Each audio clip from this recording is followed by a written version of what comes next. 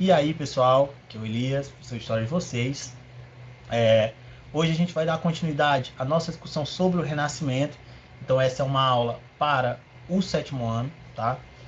Na aula passada, nós já discutimos sobre como se deu o desenvolvimento do Renascimento, né? Como as condições ali, as transformações que ocorreram na Europa, lá no século XI, no século XII e em diante, para que levasse ao desenvolvimento do Renascimento, né? Que foi esse movimento cultural, intelectual, que surge ali no final da Idade Média. Também falamos sobre o desenvolvimento do espírito científico, né, as transformações científicas, as novas percepções que surgiram de acordo com o desenvolvimento do humanismo, que é uma característica fundamental do Renascimento.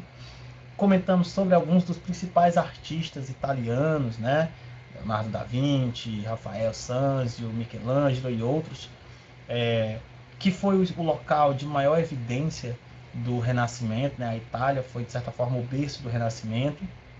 E hoje a gente vai dar continuidade, entendendo como o Renascimento ele se expande pela Europa, né? Como essa produção renascentista ela pode ser percebida em outros autores, né? Em outros países, né? Como é o caso da Espanha, de Portugal, tá? E aí a gente vai comentar também sobre as novas técnicas, né? Quais foram as inovações que esses artistas, filósofos, literatos trouxeram para a, a Europa, a arte de maneira geral. Que mudanças esse renascimento ele traz, tá? Então, não deixe de fazer o seu fichamento, tá? Esse conteúdo ele ainda é lá na unidade 2, o tema 2 é a continuação lá no tema 2, então pega o livro, dá uma lida, faz o fichamento, faz as anotações que forem necessárias, anota também as dúvidas para enviar lá no Classic, aí assim que eu ver, o mais rápido possível eu vou responder, tá? Então, ademais, vamos para frente. Vamos lá. Pessoal, seguinte. Então, o Renascimento ele traz em si, né, uma série de inovações, né, técnicas, também, de certa forma, é uma inovação nos temas, né, tendo em vista que na Idade Média o tema fundamental da arte foi essencialmente a religião, né, a fé católica principalmente. Então, é, durante a Idade Média se pintou principalmente, né, os santos, as imagens da Bíblia, das cenas da Bíblia de maneira geral. O Renascimento ele traz, de certa forma, uma mudança nesse tom, trazendo também elementos lá da Grécia Antiga, de Roma Antiga, desde os mitos, né, as tradições, os deuses. Esses temas voltam à tona com o Renascimento, ainda que, como já foi visto também, é o tema da religião, a parte mesmo de representação das cenas da Bíblia, dos santos cristãos, eles também permanecem no Renascimento, tá? O Renascimento traz novas visões sobre esses temas. Então aqui, primeiras inovações aqui a gente tem que entender é que o Renascimento ele traz uma ênfase na natureza, né? Os animais, os seres humanos. O Renascimento ele coloca, né, esses elementos, né, de forma extremamente realçada, seja na arquitetura, seja na pintura, seja também na arquitetura, né? E esses elementos são retratados com a busca, né, quase que da perfeição, né? Quase que uma representação científica, né? De certa forma, até há quem diga que o Renascimento era uma espécie de ciência na arte, né? Tendo em vista que muito daquele rigor científico, metodológico, vai também ser aplicado nas artes, quando se refere aqui à arte renascentista. Já falei, então a gente tem temas também, né, temas aí que a gente pode rever no caso da pintura renascentista. Por exemplo, o Nascimento de Vênus, que a gente já comentou, ele é eventualmente aqui um quadro que faz referência a essa mitologia greco-romana, Vênus, né, que é uma deusa romana, e traz aí esse aspecto de retorno, de busca desse período clássico, né, dessa mitologia clássica, e aí você vê isso no, no, na obra de arte renascentista. Mesma coisa com os personagens bíblicos, né? O Michelangelo pintou lá a criação de Adão no teto da Capela Sistina, e a criação de Adão, ela é ali uma referência justamente ao momento da criação, né, segundo a Bíblia, quando Deus cria ali o primeiro homem, que é Adão. Então você vê uh, elementos de ambos esses temas aparecendo no Renascimento, né? Se a gente pensa, por exemplo, Pietà, né, que é uma obra assim, fundamental da escultura, também traz à tona essa questão dos personagens bíblicos. Então, são temas muito recorrentes no Renascimento. Como eu falei, durante a Idade Média, a maior parte da produção ela era voltada especificamente no sentido mesmo da religião, né, de representação dessas cenas, desses personagens.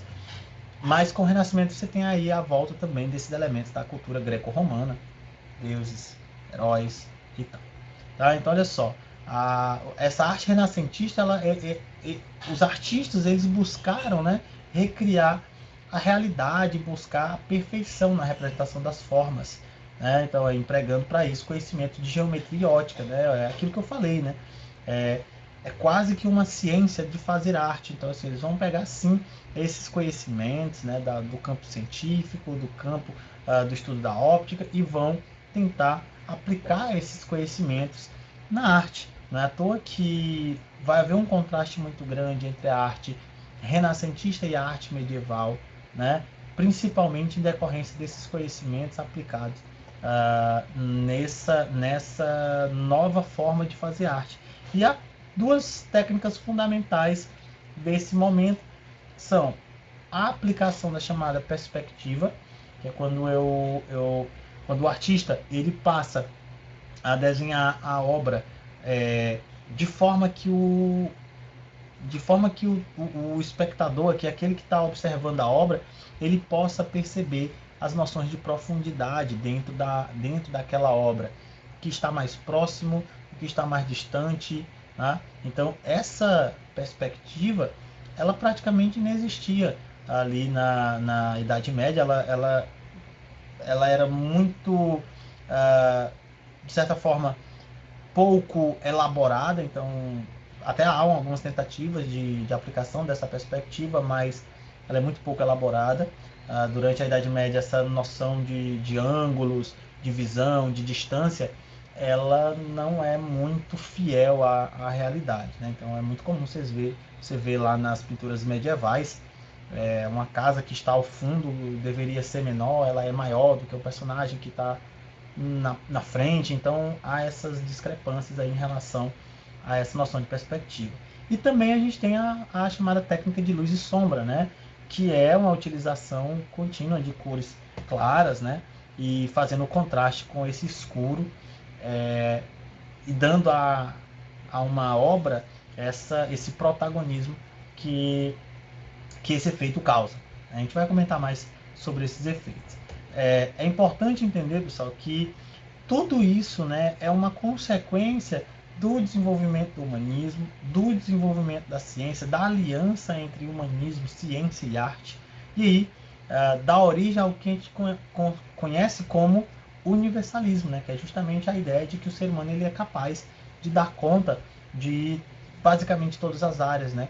Então, na ciência, nas artes, na política, ele é capaz de compreender e produzir dentro desses diversos campos, né? Essa ideia de universalismo, né? O ser humano é universal, ele pode fazer, né, basicamente aí tudo. Então, quer dizer, essa arte renascentista ela não é assim por acaso, né? Ela está ligada a todo esse contexto de difusão científica, de valorização daqueles cálculos que eu já falei, né, das evidências, que é uma característica do humanismo. Então, quando a gente pensa numa obra de arte renascentista, é muito importante entender que esses artistas eles não simplesmente pintaram essas obras, mas foi preciso um estudo aprofundado sobre linhas, sobre retas, sobre distâncias, né, cálculos fundamentais para que aquelas obras elas tivessem, né, essa perfeição geométrica, essa noção óptica, né, de a gente ver o que está mais perto maior, com mais clareza, aquilo que está mais distante em menor tamanho, mais turvo. Então tudo isso é colocado na arte, principalmente após aí o Renascimento. Então a gente tem aqui, eu trouxe aqui uma análise sobre a Última Ceia, do Leonardo da Vinci. como vocês podem ver aí, ó, né, há todo um estudo sobre a obra. Então a gente tem aqui, né, a linha aqui de visão, né? Então nós temos, olha só a forma como essas linhas elas se comportam, né? Trazendo, remetendo a ideia de que esta parte da pintura, principalmente aqui as janelas, essa parede, o teto, a própria forma do teto, ela está mais distante do que os membros aqui e a ceia, né? Aqui o banquete, os personagens, a mesa, tudo isso dá essa noção, essas linhas, elas trazem a ideia de que isso protagoniza a cena, né? Está mais à frente, enquanto que a parede está mais atrás. Isso é o que nós chamamos de perspectiva, né? O Da Vinci trabalhou isso muito bem na Mona Lisa, né? Aqui na Última Ceia a gente pode ver. Então isso aqui não é um resultado de uma obra que foi pintada ao acaso, há todo um estudo para que ela possa remeter a esse processo. Né? Se você observa as linhas, elas coincidem, né, muito bem com os traços da própria pintura. Tá? Aqui é um exemplo do que é a perspectiva. Aqui a gente tem outro exemplo, que é o do Brunelleschi, né? Então a gente tem, ó, novamente essa ideia de perspectiva. Então a gente percebe que esse ponto, né, menor, mais distante, ele segue, né, justamente essa lógica de que aquilo que está mais distante, menor, né, essa linha, ela causa essa impressão de profundidade que, por exemplo, as obras medievais não possuíam. Né? Essa sensação de que nós estamos, né, nesse ponto nesse ponto aqui mais próximo, enquanto que, por exemplo, o altar aqui está no ponto mais distante, é uma característica do Renascimento. Né? Então isso aqui é um exemplo disso. Aqui, a Leonardo da Vinci novamente, né? A gente tem aqui a técnica do claro escuro, né? Você tem aqui uma figura utilizando aqui tons escuros para contrastar, por exemplo, com a figura e dar a ela o protagonismo, né? A forma como as sombras são colocadas trazem à tona esse protagonismo do personagem retratado, né? Da coisa. Então quer dizer, você vê que essa série de mudanças, né? Na forma de produzir, na forma de pensar essa arte, trazem uma arte extremamente inovadora, né, que basicamente foi pouco vista, né, durante a Europa ali naquele momento. Né. Aos poucos é que essas obras vão ganhando o seu devido respaldo, né, e aí observa-se todo esse movimento que era o Renascimento, que se difundia, né, como eu falei, partindo principalmente da Itália, se distanciando e indo para os demais localidades da Europa, né? Você vai ter Renascimento na Inglaterra, nos Países Baixos, na Espanha. Então é um exemplo de como o Renascimento ele passa a ser, a se desenvolver, trazendo esses elementos do cientificismo para dentro da arte. Então, pessoal, por hoje é só, né? Na próxima aula a gente vai dar continuidade a esse conteúdo, discutindo mais como o Renascimento ele se expande pela Europa, né? A gente já entendeu aqui mais ou menos quais são essas inovações que o Renascimento trouxe. Na próxima aula a gente vai falar mais sobre como ele se expande pela Europa, né? Que autores, que artistas aparecem em outros países, né? Quais são também as inovações que esses artistas trouxeram, né? Por exemplo, na Espanha, em Portugal, na Inglaterra, entre outros países que a gente vai estudar, tá bom? Então, anotem as dúvidas de vocês, não esqueçam, enviem para mim lá no Google Class para que eu possa corrigir, tá? E a gente vai dialogando, né, para tentar garantir que vocês entendam realmente esse conteúdo, tá bom? Então, pessoal, não deixem de fazer as atividades também, não deixem de enviar os TDs, não deixem de entregar o TD lá na escola, para a gente poder corrigir e dar nota a vocês. Então, muito obrigado por assistir e até a próxima.